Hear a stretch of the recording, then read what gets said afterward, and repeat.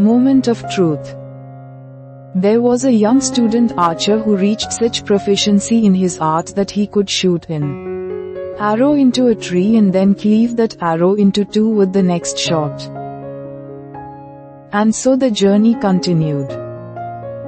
He began to boast that he was a greater archer than his guru.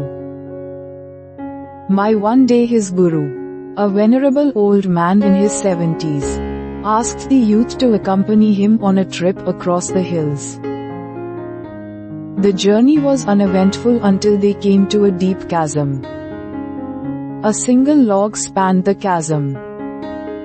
The guru walked down to the center of the log, enshouldered his bow and taking an arrow shot it into a tree on the other side. But that was only the beginning. His next shot cleaved the first arrow into two.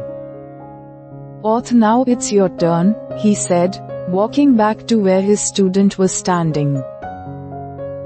The youth stepped gingerly on the log and very slowly and carefully made his way to the middle.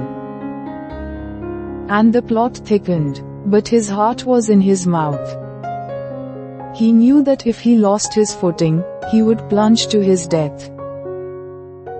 His hands trembled as he strung an arrow into his bow. Preoccupied with the danger he was in, he found it hard to focus on the target.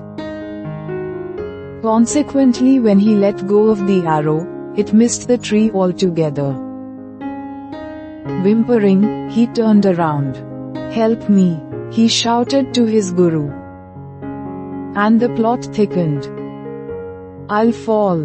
The old man walked up to him, took his hand and stepping backwards led him to safety.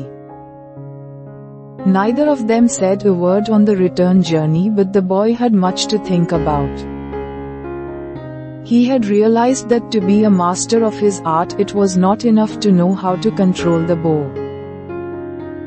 He had to learn how to control his mind too. Thank you for listening. Join the journey, subscribe for more stories.